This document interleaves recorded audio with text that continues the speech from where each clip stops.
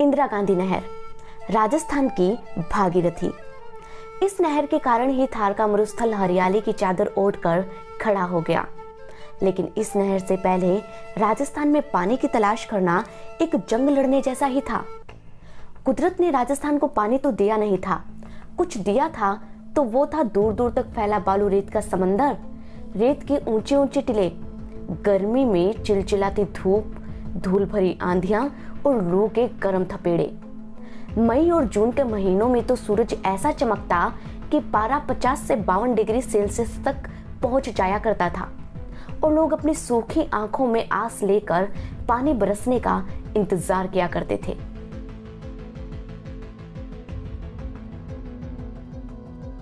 इतिहास की खिड़की से झांककर देखे तो पता चलता है कि मॉनसून की बेरुखी और बेदर्दी के कारण पश्चिमी राजस्थान में अकाल बार बार उधम मचाता रहा था। उस वक्त अकाल को लेकर एक बहुत ही मशहूर कहावत भी प्रचलित थी कि तीजो कुरियो आठवां काल, यानी हर तीसरे वर्ष अर्ध अकाल और हर 8वें वर्ष में एक बार भीषण अकाल पड़ता ही पड़ता है। इसलिए गांवों के लोग अकाल को अणखावना पावना यानी कि अनवेलकम गेस्ट भी कहा करते थे।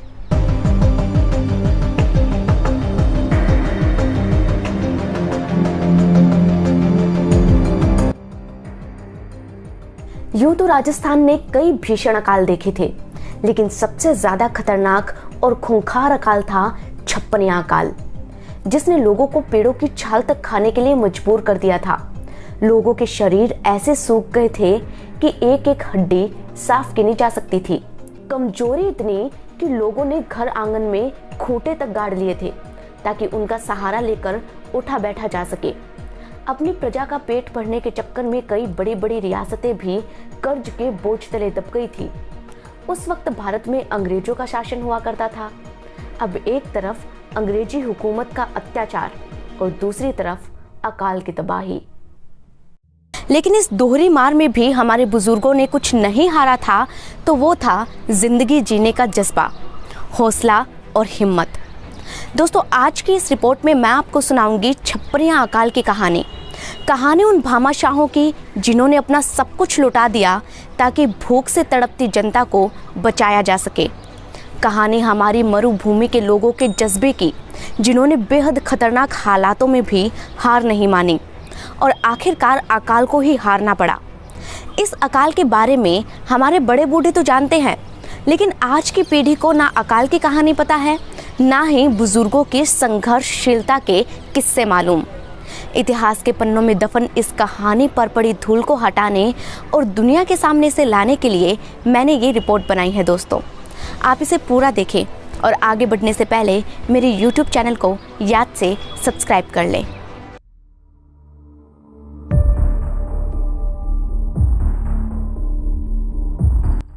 2 लाख वर्ग किलोमीटर में फैला है थार का मरुस्थल। ये दुनिया का 9वां सबसे गर्म मरुस्थल है।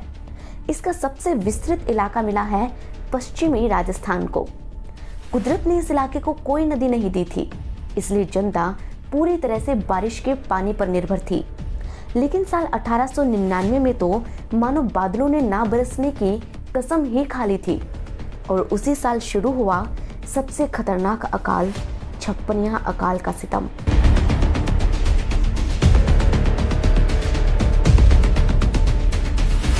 दोस्तों, वो साल था 1899, लेकिन विक्रम संवत थी 1956, इसीलिए इस अकाल को छप्पनिया अकाल कहा गया।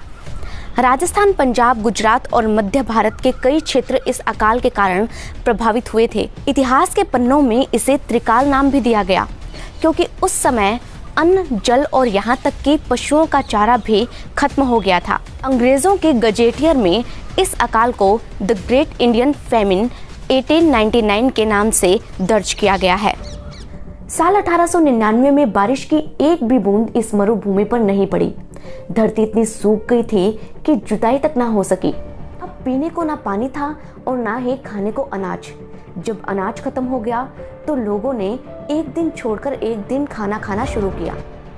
पेट भरने के लिए रोटियां खाने की बजाय राबड़ी पीकर दिन काटने लगे। जब वो भी खत्म हो गई तो काकड़ी और मतीरिये के बीजों को भून कर खाया गया। उस जमाने में बेर बहुत हुआ करते थे, तो बेर खाकर ही भूख मिटाई। जब बेर खत्म हो गए तो गुठली का चूर्ण बनाकर पानी के साथ पी जाते और पेट भरते। गर्मियों में खिचड़ी की फलियां यानी कि सांगरी के पकने पर जो खोखे बन जाते थे, उन्हें खाकर ही लोग संतोष करने लगे। धीरे धीरे दिन बीतते गए, खाने के सारे विकल्प भी समय के साथ समाप्त होते चले गए। तो लोगों ने खिचड़ी की छाल का चूर्ण बनाकर ही पानी के साथ पीना शुरू कर दिया था। सब कुछ किया ताकि जान बच जाए, लेकिन भूख ने लोगों के तन को चूसना शुरू कर दिया था। लोग खड़े खड़े हड्डियों के ढांचे में तब्दील होना शुरू हो गए। वो दौर ऐसा था जब लोगों की कमर पर बंधी तागड़ी पर तो चांदी के सिक्के लटके रहते थे, लेकिन उनके बदले कोई एक मुट्ठी अनाज देने के लिए भी तैयार नहीं होता था। अनाज का मोल सोने और चांदी से भी ज्यादा हो गया था।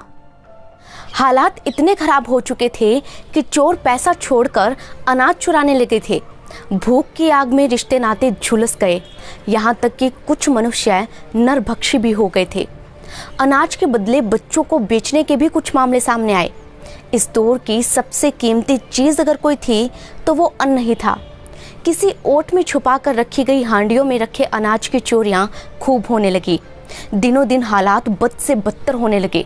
लोग ये इलाका छोड़कर दूसरी जगहों पर जाने लगे थे ताकि उन्हें खाने के लिए कुछ मिल जाए। माँ बाप से उनके बच्चे तक बिछुड़ गए और गांव के गांव खाली हो गए। अकाल में जनता को त्राही त्राही करते देख कई रियासतों के राजाओं ने अपने खजाने जनता के लिए खोल दिए थे। इनमें से एक थे राव गोपाल सिंह खरवा। उन्हें अपने शासन के दूसरे वर्ष में ही इस भयानक अकाल का सामना करना पड़ गया था, लेकिन जनता को बचाने के लिए उन्होंने जगह जगह लंगर लगवाए और लोगों में खिचड़ी और उबले हुए चने बंटवाए। जब पैसा खत्म होने लगा तो उन्होंने अजमेर और ब्यावर के सेठों के यहाँ अपने इलाके के कई गांव गिरवी रख दिए थे, लेकिन अकाल था कि खत्म होने का नाम ही नहीं ले रहा था। खजाना खाली हो गया तो गोपाल सिंह ने अपने जेवर तक गिरवी रख दिए थे, लेकिन ना तो उन्होंने मदद के लिए बढ़े हुए अपने हाथों को रोका और ना ही अंग्रेजों के आगे हाथ फैलाए।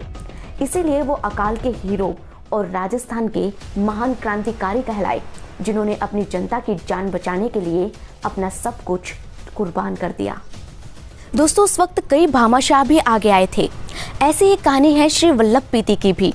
वे नागौर के भामाशाह थे और मुंबई में अपना काम करते थे, लेकिन जब गांव वालों ने उन्हें चिट्ठी भेजकर अकाल के बारे में बताया तो वो तुरंत मुंबई से नागौर पहुंचे।